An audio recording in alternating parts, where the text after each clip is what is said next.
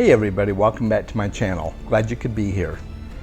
Today I want to share with you 3 books that I am going to be starting shortly that are off of my TBR list. And if you're not familiar with the acronym TBR, it just means to be read.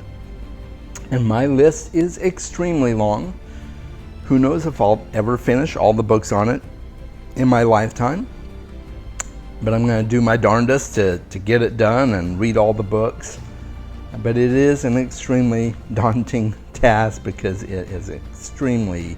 I won't even tell you how many books there are because I think I've lost track. These books are one-offs. They are not part of a series that I'm currently reading. Just so that you know my normal practice, I usually pick at least 1 or 2 books that are part of a series that I'm invested in, that I just can't wait to pick up the next book in. And it doesn't mean that I'm willing to wait necessarily just because I'm picking up other books instead. I just wanted a little change of pace, a little change of scenery is all. And these books definitely fit the bill. So I hope that this video is helpful for you. Maybe I'll be mentioning some books that you have been interested in reading or hope to read in the future. So let's get to it. The first book is Neuromancer by William Gibson. This book is set in a science fiction sort of cyberpunk setting, and it follows a thief who has recently been discredited by his employer, and his employer has messed with his neural net.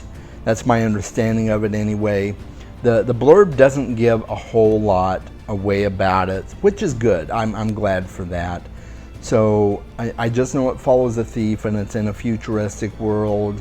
It reminds me a little bit of maybe Do Androids Dream of Electric Sheep, otherwise known as Blade Runner, that kind of world. So I will be doing a review on it in the future once I've read it, but it comes very highly acclaimed. William Gibson is a very popular science fiction author, and he oftentimes is known to bridge the gap between science fiction and fantasy, although leaning much heavier on the science fiction elements. So stay tuned. I will be talking more about this once I've read it. The next book in my list is Meddling Kids by Edgar Quintero.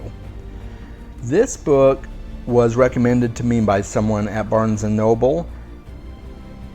Yeah, I shop at Barnes & Noble quite a bit. Unfortunately, I've been trying to cut down, and yeah, it might be a problem. I don't really think it's a problem, but maybe it is. I'm slightly addicted to books. You know how that goes. Anyway, back to this quick blurb. I was in the bookstore, and I must have been talking about Cthulhu or H.P. Lovecraft or something like that. One of the employees of the store pulled me aside and said, "Hey, if you like Lovecraft, you should totally check out this book." And she walked me over to one of the bookshelves, grabbed it off the shelf, and she showed it to me, and I'm like, oh, okay, yeah, color me intrigued. Let's hear more about it. She compared it to a cross between Scooby-Doo and H.P. Lovecraft. And I'm like, zoinks? Scooby-Doo and Lovecraft? Why not?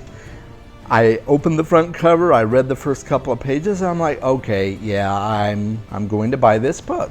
I'm hooked. But I have not read it yet, so I am now getting around to reading it. Supposedly follows a group of 20-somethings who, when they were young teenagers, solved a mystery, or at least they thought they did, and put a guy behind bars. And now they're older, and it turns out this guy has been released because it wasn't actually his fault.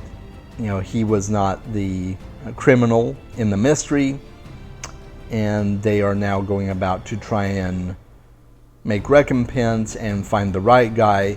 And it turns out it may not be a guy at all. It may be an otherworldly creature of horrific proportions. So I'm very excited to read this book. Can't wait. I will tell you more about it once I've read it. I'll do a review for it, so stay tuned for that, okay? The final book that is on my upcoming list is Murder on the Orient Express by Agatha Christie. And yes, I do read more than science fiction and fantasy. I love mysteries as well. I love suspense. Agatha Christie is one of my all-time favorite mystery writers.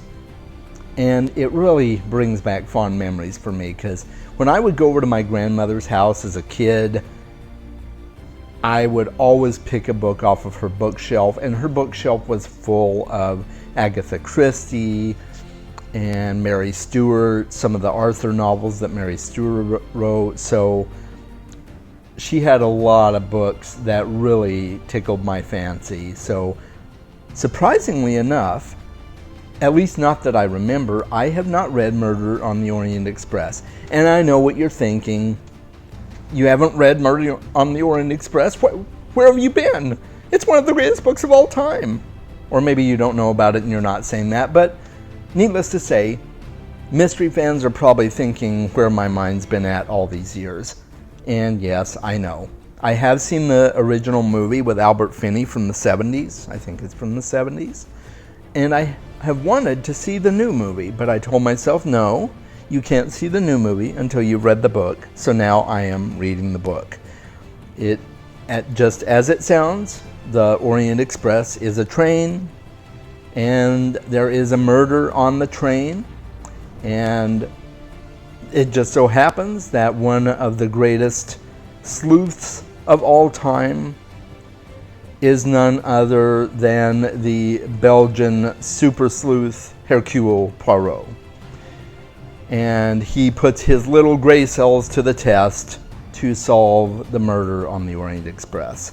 So I'm very, very excited to read this. Hercule Poirot is one of my favorite characters in all of mystery. So stay tuned. I will do a review for it as soon as I've finished it. And I'm very, very excited to get back to this. As I said, it brings back fond memories of my childhood. So stay tuned. I will talk more about this. Let me know in the comments what you think. Are these books you've read? What do you think about them? Have you not read them and now you're intrigued enough to read them yourself? Let's talk in the comments about it. And if you have read them and there's things you didn't like, let me know what you didn't like. I'm not opposed to, hearing the negatives about a book. It won't keep me from reading it, but I'm very curious to hear what you think.